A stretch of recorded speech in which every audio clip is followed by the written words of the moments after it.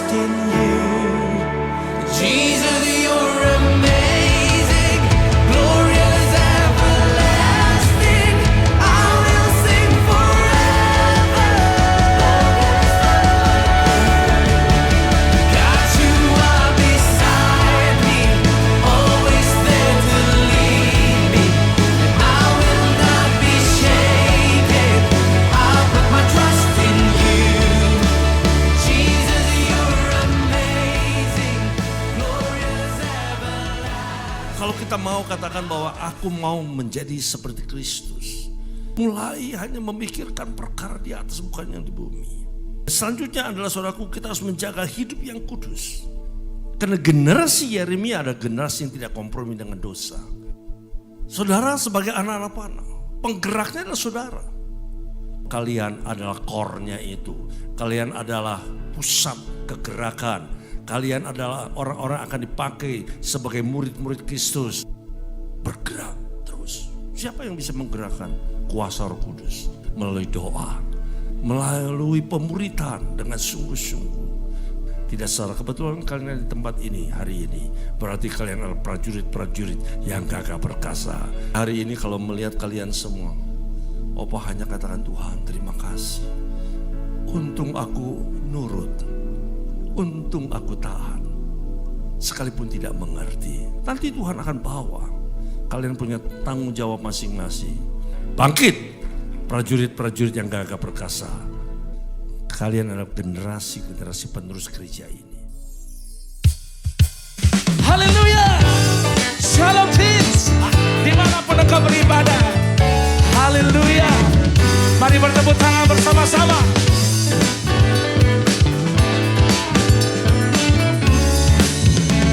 Angkat pujianmu, katakan. Hanya kau milikku di surga. Amin. Tiada yang ku ingini di bumi, hanya kau. Oh yeah, tak ku andalkan kekuatanku. Katakan namun yang pasti, namun yang pasti kan tetap selamanya Allah sembah. Come on. Kuatku Allah sembah, kuatku Allah sembah, kuatku dan bagai sembah. Allah sembah, Allah sembah, kuatku Allah sembah, kuatku Allah sembah, kuatku dan bagai sembah. Bertepuk tangan bersama-sama. Allah sembah, come on.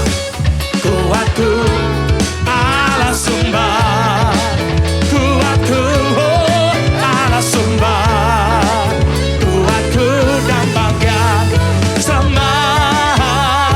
Selamanya, sembah, selamanya, selamanya,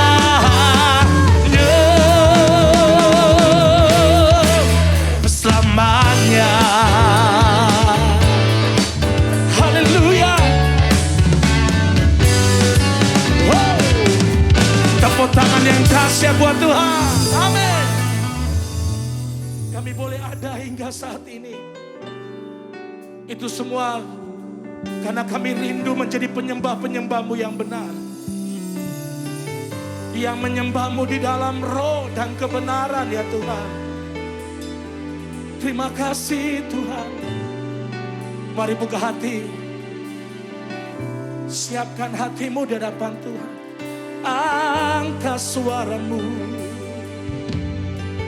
Angkat pujianmu. Sembah Dia. Tinggikan namanya. We worship you Lord. Semuanya menyembah Tuhan saat ini. Mari penuhi rumah-rumah dengan hadirat Tuhan. Syaralabanambo. Angkat penyembah.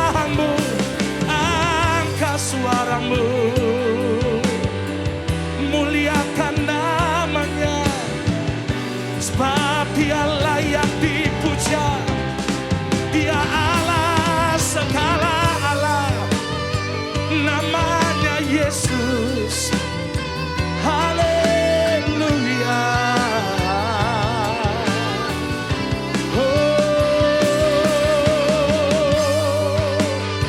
Sembah Dia saudara.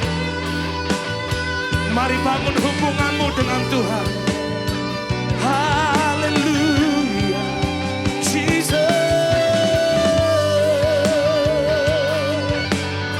Syakapakara la bayara la bayara la bayara la. Syaralaba.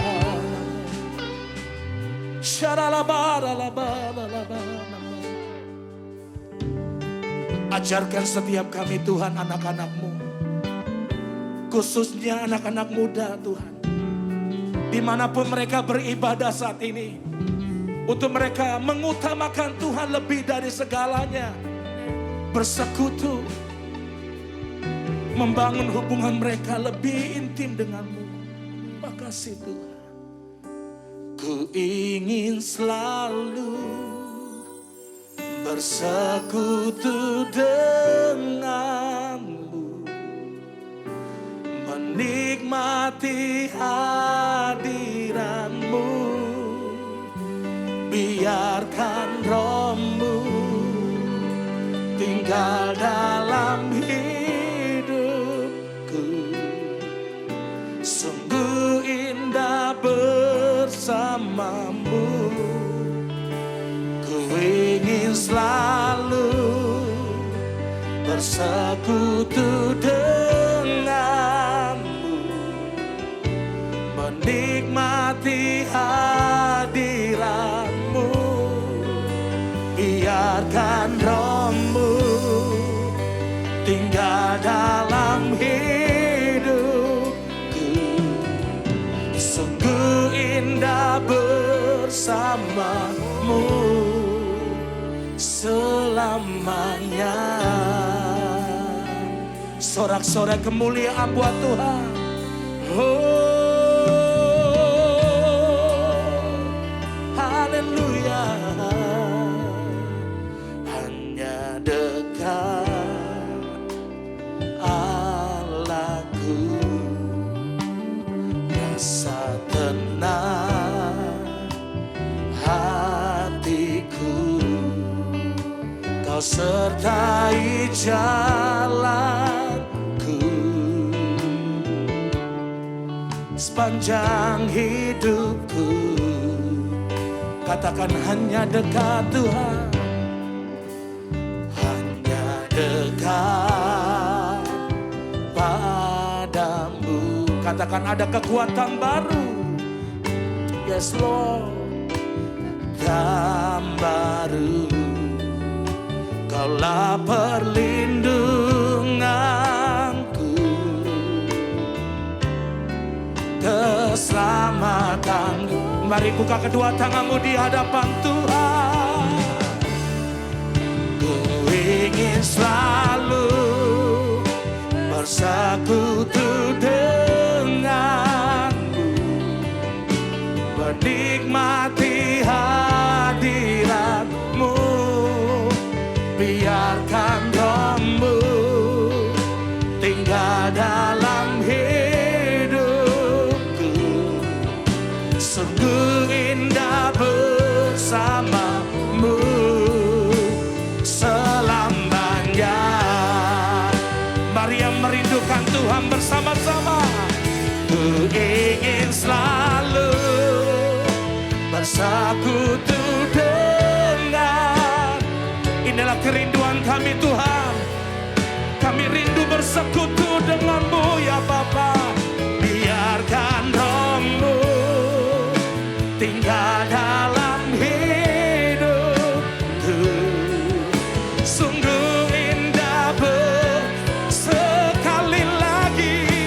Ku ingin selalu bersekutu denganmu, menikmati hadiratmu, biarkan rohmu tinggal dalam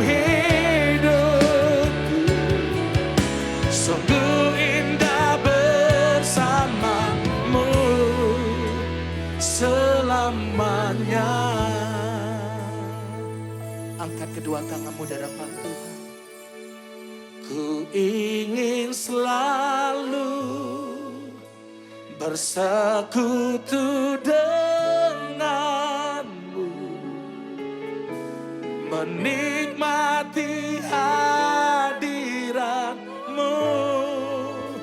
Biarkan rohmu tinggal dalam hidupku. Sungguh indah bersama, sungguh indah, sungguh indah bersama, sungguh indah, sungguh indah bersamamu selamanya. Sembah Dia, saudara. Saudara yang merindukan Tuhan saat ini, mari bangun hubunganmu dengan Tuhan. Mari anak-anak muda, dimanapun engkau beribadah, persembahkan hidupmu yang terbaik, yang termanis, hanya bagimu, hanya bagimu Tuhan. Kami persembahkan, haleluya.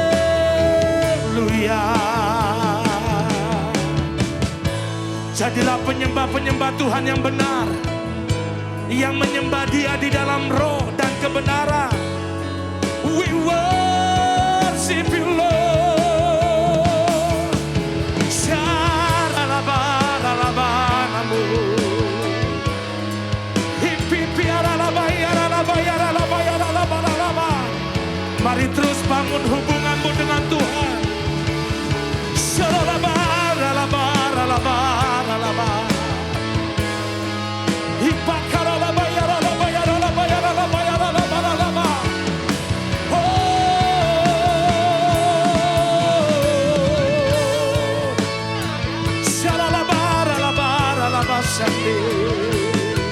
Ini kami Tuhan, ini kami anak-anak-Mu.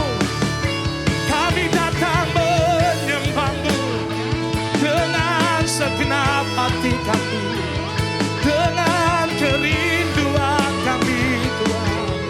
Yaralaba, yaralaba, yaralaba, yaralaba, yaralaba.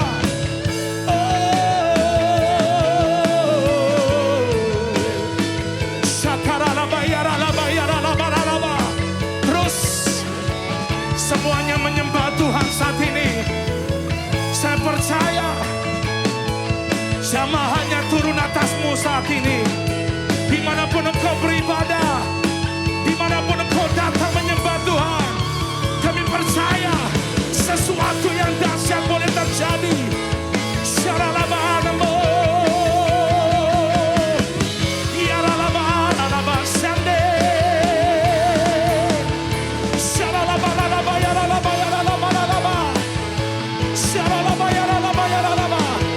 Saudara yang sudah dikaruniakan bahasa roh, mari angkat bahasa rohmu. Mari anak-anak muda, pergunakan bahasa rohmu. Saudara yang belum, mari minta di hadapan Tuhan. Saya percaya lawatan Tuhan turun atasmu. Syaralabayanamu. Mengalir ya Roh Kudus, mengalir saat ini. Jamah kami Tuhan, urapi kami. Syaralabaralabamu. Oh,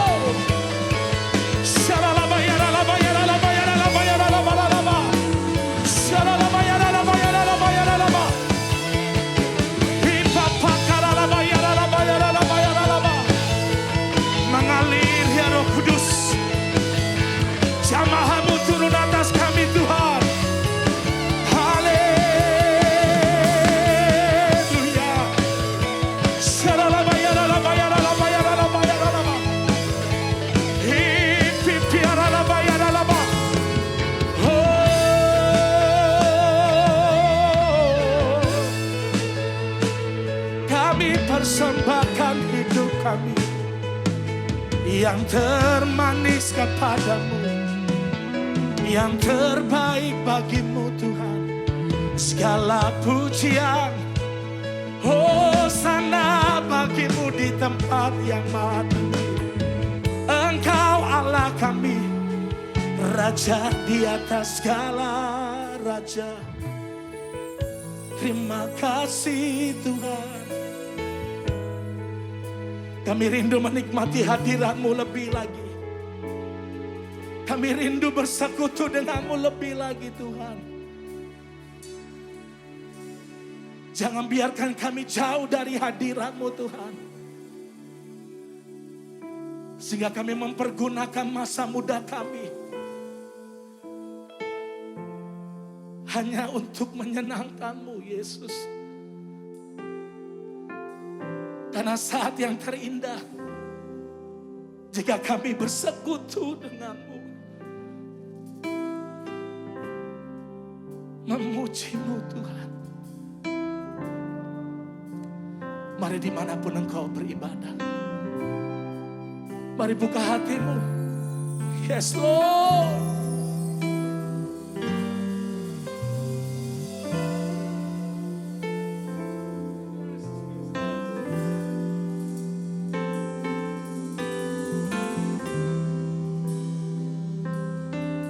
Nikmati saudara. Mari kembali kepada kasih yang mula-mula, cintamu yang mula-mula kepada Tuhan. Angkat suaramu di hadapan Tuhan. Hadirat-Mu Tuhan, ku rasakan kekudusan-Mu Bapa, kekudusan-Mu Bapa,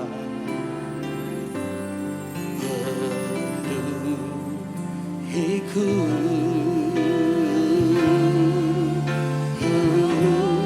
Ku rindu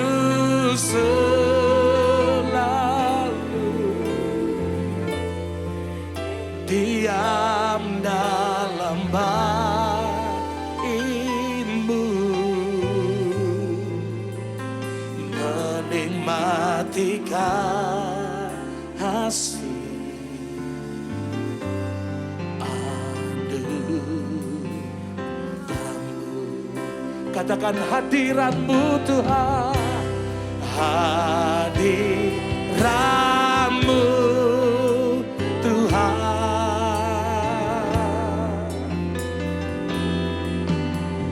ku rasakan, yes Lord, kekudusan-Mu Bapa. Katakan penuhiku. Ku rindu selalu diam dalam bait-Mu, menikmati kasih anugerah. Mari yang merindukan Tuhan bersama-sama katakan, hadirat-Mu Tuhan, ku rasakan. Katakan kekudusan-Mu Tuhan, kekudusan-Mu Bapa, penuhiku.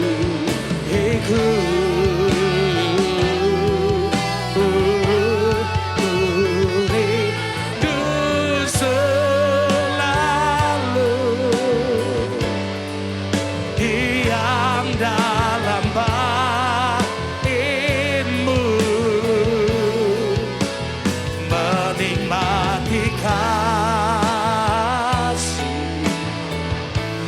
anugerah.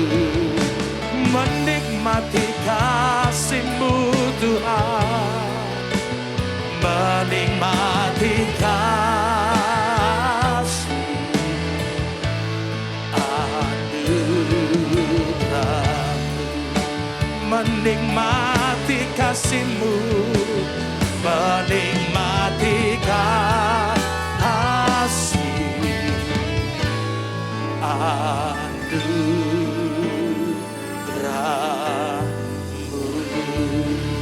Tepuk tangan sorak-sorai yang paling meriah buat Tuhan.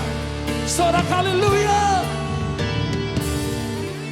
Kita tundukkan kepala kita. Terima kasih Tuhan. Kami bersyukur kami boleh datang memuji dan menyembah-Mu. Bahkan kami sudah boleh menikmati hadirat-Mu. Sekarang tiba waktunya kami rindu untuk kami terima kebenaran firman-Mu. Kami percaya biarlah lewat kebenaran firman-Mu Tuhan. Pakai hamba-Mu. Kami percaya pengurapan Allah mengalir atas hamba-Mu. Di dalam nama Yesus, setiap kita yang siap untuk menerima kebenaran firman Tuhan, sama-sama katakan, amin. Kalau kakak hari ini diberi tema tentang fans dan followers, minta tolong dong apa yang kalian ketahui tentang fans dan followers.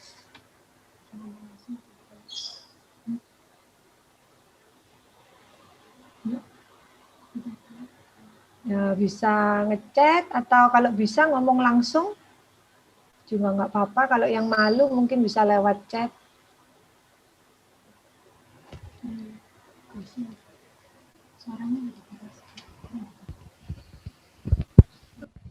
Oh, ya suaranya kurang keras. Mungkin ada yang bisa bantu kakak. Apa sih pengertian fans dan follower itu?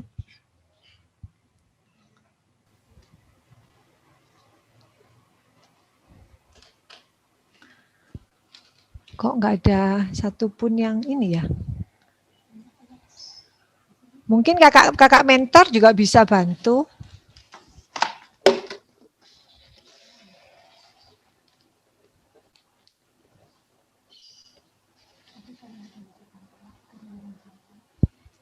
Halo, Ya Kak semuanya. Shelly.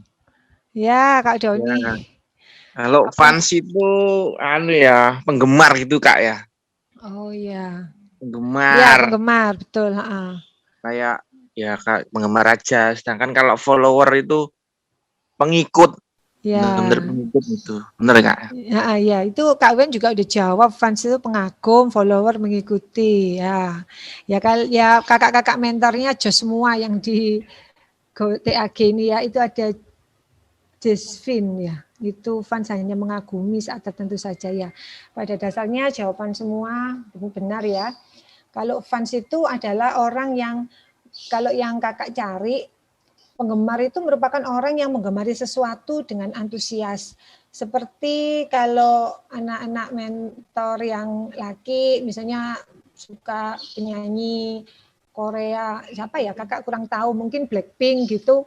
Wah kan mereka cantik-cantik. Atau yang perempuan mungkin yang suka lihat film drakor ya, itu ada dulu kan beberapa waktu lalu sempat ada True Beauty yang sempat heboh itu karena kan pemainnya ganteng itu.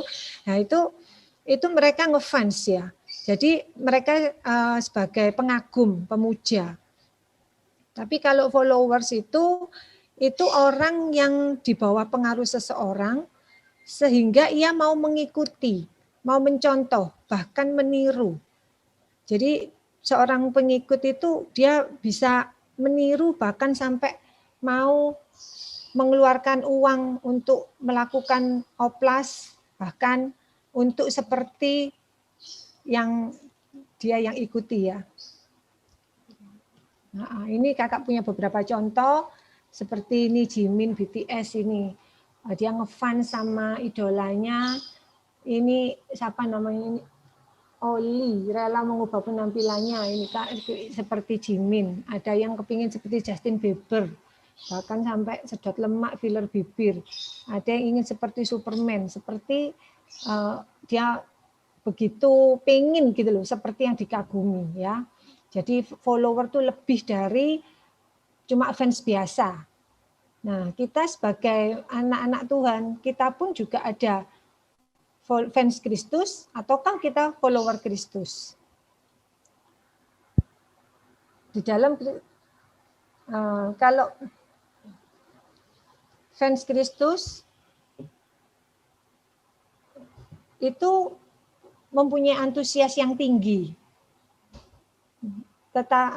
Dia mempunyai antusias yang tinggi, tetapi nggak punya komitmen gitu loh di dalam mengikuti Tuhan. Dia cuma datang itu saat ada event, misalnya Natal, Paskah. Biasanya kan kita semua tahu ya, kalau gereja saat-saat Natal, Paskah itu pasti akan penuh dibandingkan hari-hari biasa, dibandingkan minggu-minggu biasa. Yaitu itu adalah fans Kristus. Dia tidak punya komitmen sama Tuhan. Tapi kalau followernya Kristus, itu dia mengikuti ajarannya Tuhan. Bahkan meniru, mengikuti, taat dengan apa yang diajarkan oleh Tuhan kepada kita ya. Bahkan kalau follower Kristus ini bisa juga disebut murid. Kalau murid itu kan ikut ya sama yang diajarkan gurunya, percaya dengan apa yang diajarkan gurunya. Jadi kalau muridnya Kristus itu aktif, selalu dekat dengan Kristus, memiliki hati yang taat kepada perintah Kristus dan melaksanakannya. Jadi bukan cuman ikut-ikut Tuhan aja, bukan cuman sekedar ikut ya baca Alkitab tapi tidak melakukan. Kalau followernya Kristus, kita membaca dan melakukannya juga. Jadi kita berjalan bersama Tuhan ya, mempunyai pengalaman Kristus. Jadi kita mengenal secara pribadi Tuhan Yesus kita itu.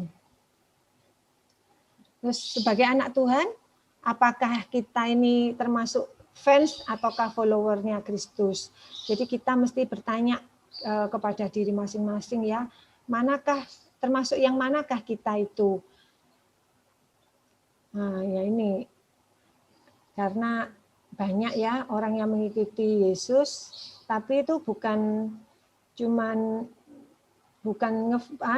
follower, tapi cuman sekedar ngefans. Mereka itu ikut Tuhan seperti zaman dulu ya, zamannya Tuhan Yesus. Mereka itu ikut Tuhan berbondong-bondong karena Tuhan itu kan punya mujizat gitu, kasih makan 5.000 orang, kasih kesembuhan. Nah, semua pada banyak yang ikut Tuhan. Tapi ketika pada saat Tuhan itu waktunya untuk disalibkan, semuanya hilang. Tidak ada yang ikut. Bahkan muridnya pun ada yang meninggalkannya, ada yang menyangkal Tuhan juga. Jadi Tuhan itu enggak ini ya, maksudnya dia itu enggak tertarik dengan orang-orang yang cuma mengikut. Tapi Tuhan itu mau kita benar hidup di dalam Tuhan itu baik dalam keadaan enak ataupun tidak gitu loh. Jadi apapun yang terjadi kita tuh tetap tidak pernah meninggalkan Tuhan ya. Ini kakak buat kriteria atau follower Kristus. Apa sih kalau mau jadi follower Kristus sih apa kriterianya? Yaitu yang pertama kita menyangkal diri ya. Kalau pengertian menyangkal diri itu artinya itu bukan cuma mengakui Tuhan Yesus sebagai juru selamat di lidah atau bibir kita ya, tapi dalam juga perbuatan. Jadi perbuatan kita itu dapat dilihat oleh orang-orang gitu loh, bahwa kita ini loh anaknya Tuhan gitu. Jadi bukan cuma di bibir aja gitu loh. Terus ya memang sih ikut Tuhan kayak menyangkal diri itu tidak mudah, karena di sekeliling kita ini kan banyak godaan gitu loh. Misalnya kalau orang sudah maunya baik, tapi terus sama teman-teman yang sekolah-sekolah ya, yang mungkin sama teman, lu sok rohani lu, nah misalnya kan seperti itu. Jadi kan tidak mudah gitu loh. Tapi kita harus berkomitmen sama firman Tuhan, meskipun apapun yang di lingkungan kita, kalau kita mau memang benar-benar hidup di dalam Tuhan ya kita harus setiap hari harus tetap di dalam Tuhan gitu loh. Apapun yang dunia katakan, ya kita tetap pegang firman Tuhan gitu. Kita tetap hidup di jalan Tuhan ya. Yang kedua, memikul salib setiap hari. Memikul salib itu apa sih artinya? Itu artinya tuh rela berkorban. Jadi kita tuh rela berkorban kenyamanan dan bahkan keselamatan kita ketika mengikuti Tuhan. Jadi maksudnya kenyamanan itu gimana sih Kak? Jadi kayak misalnya aduh udah ngantuk nih, udah capek, tapi kita tetap harus doa karena kan kita ini hidup kita itu nafasnya orang Kristen itu kan doa gitu loh. Jadi meskipun misalnya ngantuk, capek, ya kita mesti tetap harus doa sebelum tidur, misalnya kayak gitu. Terus pagi-pagi buat kalau kita kan diajarkan di gereja untuk saat teduh, jadi doa sambil baca renungan. Mungkin yang waduh kok masih enak-enak tidur, mesti saat teduh. Nah, ya jadi kita ini harus rela gitu loh, mau berkorban jadi nggak di zona nyaman terus gitu loh. Ya itu adalah contoh dari memikul salib setiap hari ya. Terus yang ketiga meneladani Kristus. Meneladani Kristus itu kita ini sebagai itu kita harus serupa dengan Kristus gitu loh. Jadi pikiran kita, sikap kita harus serupa dengan Kristus. Jadi apa yang disukai oleh Tuhan Yesus tuh kita pun sama gitu. Kan karena kita serupa ya, meneladani Kristus gitu. Jadi misalnya kalau pikirannya Tuhan itu pikirannya baik, pikirannya bersih, ya kita pun juga harus punya pikiran yang seperti itu. Kalau misalnya ada godaan-godaan untuk melihat-lihat yang nggak benar, terutama anak-anak sekolah itu, ya kita harus ingat, oh ya Tuhan kan nggak, Tuhan beserta dengan aku, ada Tuhan di dalam diriku. Kalau aku lihat yang nggak benar, Tuhan pun kan juga lihat. Nah, Tuhan kan nggak berkenan. Nah, jadi kita ini harus punya sikap itu yang meneladani Tuhan Yesus. Juga misalnya sikap, kalau misalnya suka marah-marah, nah kita pikir ulang, Tuhan Yesus tuh kasih, Tuhan Yesus kalau bicara pun juga sabar. Buah roh itu kan kasih itu kan ya sabar. Jadi kita pun misalnya kok marah-marah, iya aku belajar firman itu harus sabar, harus penuh kasih kepada sesamaku. Jadi perkataan pun juga nggak boleh kalau biasanya anak-anak itu gampang sekali gitu loh, apa dikit nanti ngomong wah yang yes, apa ya yang sensor lah pokoknya ya kita nggak boleh lah kayak gitu, karena kita kan teladan kita adalah Kristus gitu loh. Nah, jadi baik perkataan, tindakan, pikiran, sikap, bahkan perasaan kita pun kita itu harus meneladani Kristus ya. Dan yang keempat adalah bersedia kehilangan rasa aman jasmani. Karena banyak orang yang mengikuti Yesus tuh hanya melihat sisi yang menyenangkan. Wah ikut Tuhan tuh enak ya, diberkati, nggak kekurangan karena itu kan Tuhan ya. Nah, tapi kan Yesus juga menunjukkan sisi lain. Bagaimana ketika Yesus ditinggalkan oleh murid-muridnya, bagaimana ketika keluarganya Yesus sempat mempertanyakan gitu loh ketika Tuhan Yesus melakukan itu, wah itu kan dari Nazaret itu cuma dari tukang tua. Jadi kan ya dia dikucilkan, ya ditolak, ya dipisahkan dari zona kenyamanan. Tuhan Yesus juga menunjukkan nggak cuma nyaman aja mengikuti dia. Jadi ada sisi lain, itu enak juga gitu loh. Kan Tuhan juga udah memberi contoh. Tapi ketika kita menjadi follower Kristus, kita tetap memilih untuk tetap setia di dalam Tuhan. Terus salah satu konsekuensi daripada menjadi pengikut Kristus itu salah satunya adalah kita dibenci dunia ya. Ya kakak tidak menakut-nakuti, tapi di sini firman kan juga berkata di Yohanes 15 ayat 19, sekiranya kamu dari dunia, tentulah dunia mengasihi kamu sebagai miliknya. Tapi karena kamu bukan dari dunia ini, melainkan aku telah memilih kamu dari dunia, sebab itulah dunia membenci kamu. Jadi di Yohanes 15 ayat 19 sudah ditulis ya, bahwa kan kita ini bukan dari dunia, tapi ya memang kita ini ada di dunia ya, tapi kita ini kan anak-anak Tuhan gitu loh, berasal dari Tuhan sana. Jadi makanya dunia tuh nggak seneng gitu loh. Pasti orang-orang tuh, wah kamu tuh sok rohani, kamu tuh sok fanatik lah, pasti banyak yang komentar-komentar kepada kita ya.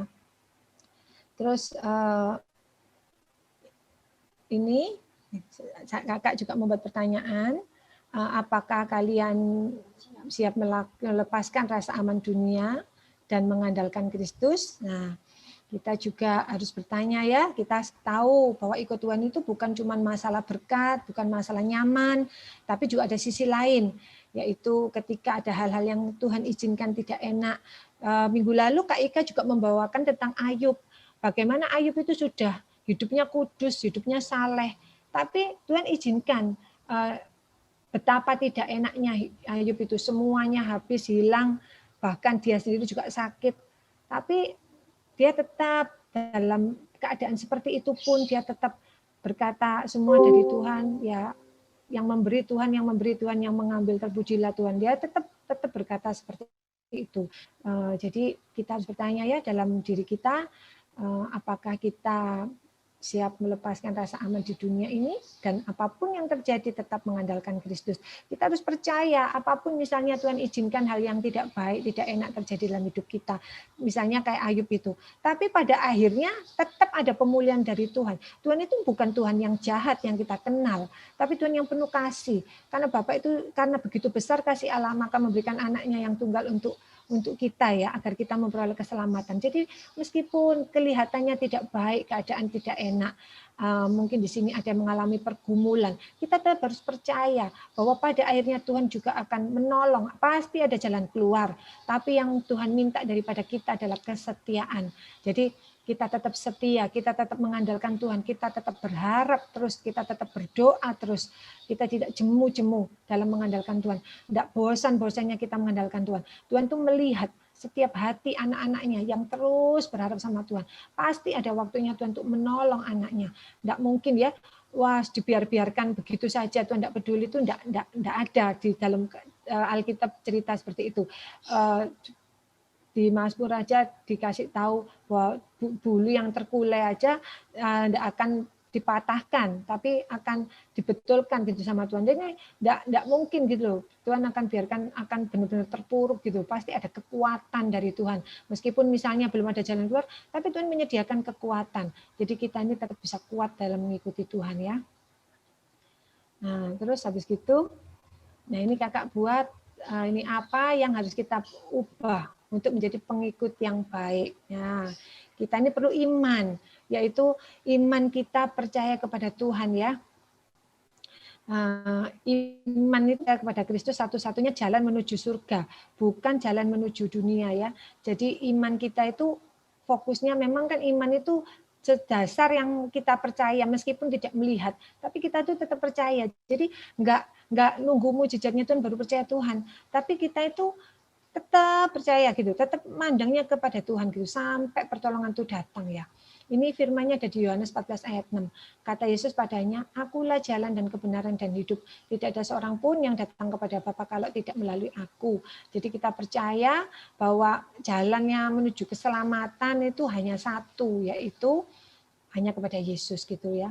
Jadi iman kita ini fokusnya hanya kepada Yesus, tidak ada jalan lain gitu. Yang bisa menolong kita itu ya cuman Yesus, karena Yesus itulah jalan satu-satunya. Dan yang kedua adalah gaya hidup kita. Karena kita ini harus bisa merubah gaya hidup dari duniawi yang tadinya zona nyaman. Duniawi itu kan menawarkan sesuatu yang indah-indah, yang enak gitu ya. Jadi kita ini dari duniawi kita menjadi gaya hidupnya Kristus ya. Itu firman-Nya di 1 Yohanes 2 ayat 6. Jadi barang siapa mengatakan bahwa ia ada di dalam Dia, ia wajib hidup sama seperti Kristus telah hidup. Jadi kita ini harus sama ya. Hidup kita itu meneladani, seperti kakak tadi bilang, meneladani Kristus. Jadi kita ini harus ya pikiran, perkataan semuanya kita fokusnya itu kepada Tuhan ya. Jadi kalau kita mau bertindak, mau berbuat itu, ya aku ini pengikutnya Tuhan, aku harus punya teladanku itu Tuhan. Jadi jangan mempermalukan Tuhan, jangan jadi batu sandungan gitu. Misalnya kelakuan kita kok nggak benar, orang di luar sana, anak Tuhan, orang gereja situ loh, gereja TAG, ngomongin nggak karu-karuan. Sekolah itu, wes nakal, mulut kotor. Nah itu kan nggak jadi cerminan gitu ya. Jadi batu sandungan malahan nanti. Jadi bukankah kita ini katanya Tuhan tuh kita ini adalah garam dan terang gitu loh. Jadi kita ini di dalam dunia yang gelap ini kita tetap harus jadi terang. Jadi orang tuh melihat gitu, ada kasih, ada kebaikan di dalam diri kita kepada orang-orang di sekeliling kita ya. Kita juga, nah ini kalau dunia itu enggak senang sama kita, sikap apa sih yang harus kita miliki? Jadi Yang pertama adalah kita ini harus punya sikap kasih ya. Karena itu sudah perintahnya Tuhan sih, kita nggak bisa menawar. Karena di situ tertulis di 1 Petrus 3:9, janganlah membalas kejahatan dengan kejahatan. Jadi kalau teman-teman kita jahat sama kita tuh kita juga nggak boleh membalas kejahatan. Misalnya dia jahat sama kita, terus kita sama teman-teman kita yang gengnya kita ini terus itu loh jahat deh aku, ayo kita keroyok, ayo nanti pulang kita kepung atau gimana itu ya, misalnya kita bully atau kita apa ya itu firman Tuhan bilang nggak boleh. Kita itu harus hidup itu dengan kasih. Nggak boleh itu juga caci maki kita, atau caci maki dengan caci maki, jadi orang lain ngilok-ngilok no gitu ya, terus kita balas juga maki-maki dia, itu nggak mencerminkan Kristus gitu loh. Itu bukan teladan, kita bukan Kristus lagi gitu loh. Kita sudah lupa, kita jadi pakai kedagingan kita gitu loh. Tapi Firman berkata kan, hendaklah kamu memberkati, karena untuk itulah kamu dipanggil, yaitu untuk memperoleh berkat. Jadi kita memberkati orang lain sehingga kita pun juga diberkati oleh Tuhan. Jadi berkat itu enggak harus materi ya. Berkat itu macam-macam. Misalnya kita sehat, itu juga berkat pemeliharaan Tuhan. Keluarga kita semua aman, itu juga karena Tuhan yang melindungi keluarga kita ya. Jadi kalau kita pun ikut dalam Tuhan, kita diberkati, maka itu kita dipanggil yaitu untuk memperoleh berkat juga. Dan yang kedua, kita percaya bahwa sebuah penderitaan tidak akan melebihi kekuatan. Nah ini yang luar biasa ya, ini janjinya Tuhan tuh tidak akan melebihi penderitaan apapun yang kita alami, itu tidak akan melebihi kekuatan kita. Pasti ada. Kalau kita ketika lemah ya, dalam ada masalah, persoalan, kok nggak kuat aku ya, kok kayak gini, kok ruwet gini, belum masalah sekolah, belum misalnya mama papaku kok mungkin pekerjaannya sekarang karena COVID ya, mungkin pekerjaannya jadi ada yang digaji setengah, ada yang mungkin sepi gitu ya. Wah, kok kayak gini ya, kok bermasalah terus. Nah, tapi Tuhan tuh janji bahwa semua penderitaan itu tidak akan lebih kekuatan kita.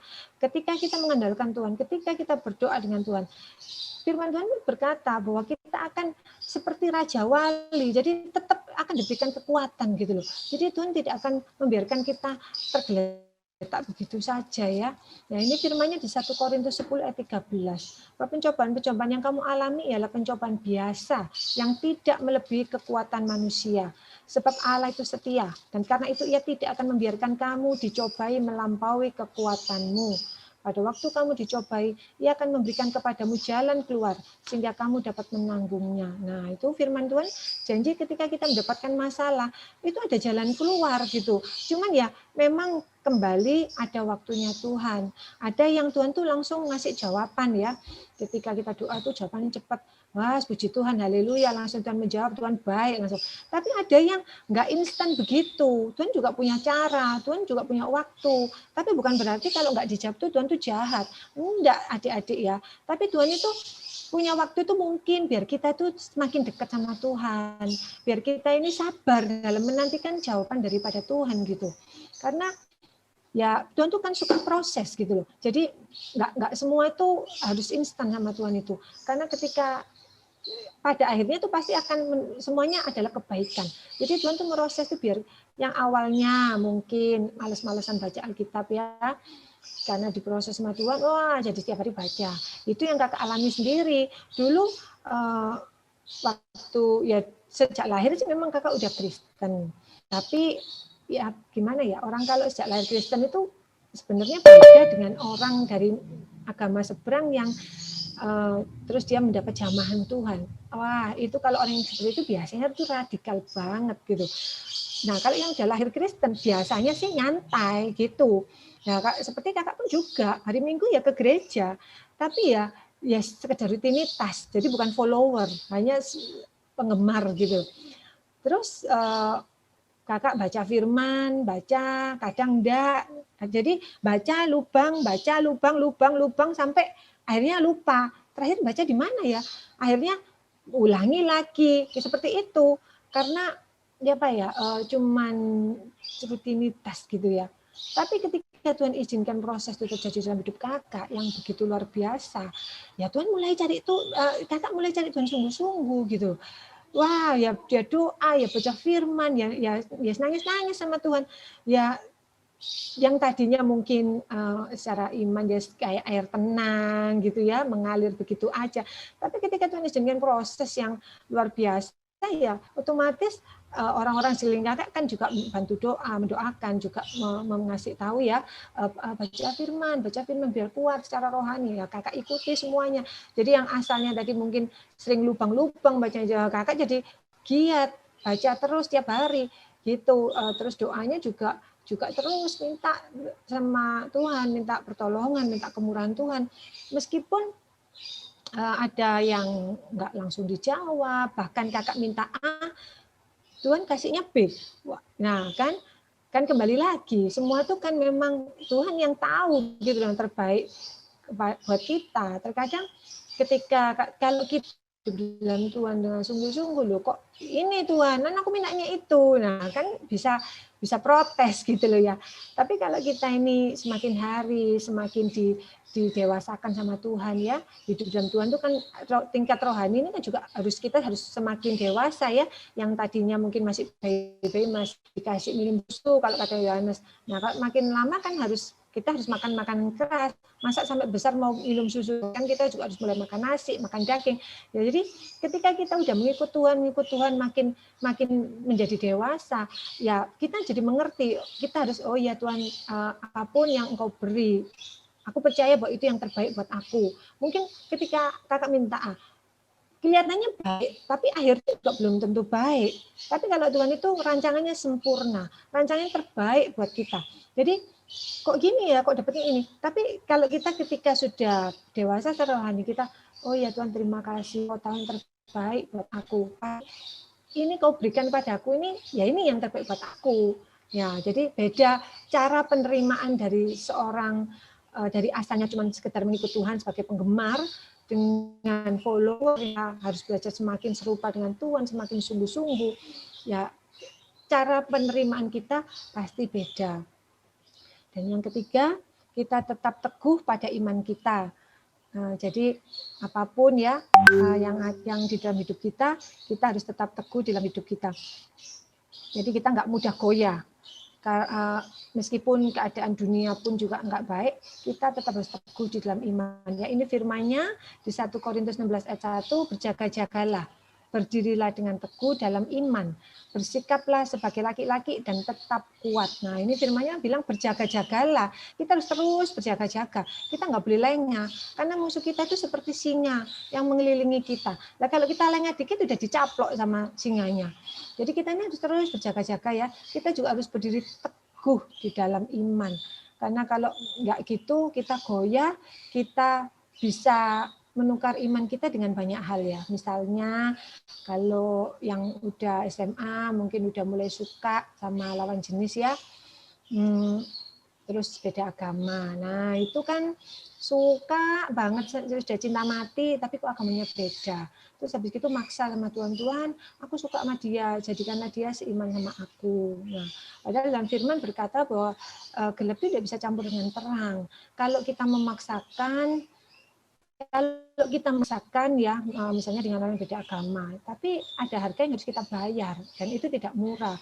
Kita harus terus banyak berdoa untuk mengubahkan pasangan yang tidak seiman dengan kita. Jadi kita ini nggak boleh, jangan nuker iman ini tadi kayak Esau ya, nuker hak kesulungan dengan semangkok kacang merah. Tapi kita ini nggak boleh mandang iman kita itu begitu murah gitu loh, karena Tuhan kan sudah menyerahkan nyawanya buat kita. Jadi sekali Yesus ya tetap Yesus gitu loh. Jangan mudah untuk berpindah, jangan mudah menukarkan iman kita dengan hal-hal lain. Misalnya kayak artis-artis itu ya, ada beberapa artis yang kakak nggak tahu namanya sih, tapi pernah dengar ceritanya. Dia untuk tenar, dia rela menjual jiwanya. Nah, tapi dia biar terkenal, biar kaya. Nah, seperti kayak gitu. Karena memang dunia ini kak menawarkan tuh iming-imingnya kan luar biasa. Tuhan sebagai manusia kan juga dimiming-imingi, ayo sembah aku, nanti seluruhnya ini dunia ini tak kasih ke kamu. Nah Tuhan pun juga diiming-imingi sama iblis, tapi Tuhan itu teguh dalam imannya. Enggak, yang disembah itu bukan kamu, tapi ya Tuhan Allah, bukan kamu iblis yang sembah. Nah, jadi kita pun kalau follower Kristus kan meneladani Kristus gitu loh. Jadi kita pun harus serupa dengan Kristus. Kalau Tuhan itu dulu diiming-imingi tidak mau, dia sebagai manusia, dia bisa tergiur ya, karena manusia itu kan punya keinginan, mungkin wah enak kan, nah, tapi dia bersikap taat gitu kepada bapaknya, dia enggak mau, meskipun dia bisa berdosa pun, tapi dia enggak mau, dia milih taat gitu. Jadi kita kalau pengikutnya Tuhan yang setia, meneladani Tuhan, kita pun juga harus berdiri teguh dalam iman ya, jangan mudah goyah, jangan mudah menukar iman kita dengan hal-hal apapun. Mudah goyah, nah itu yang kakak bisa sampaikan kepada kalian.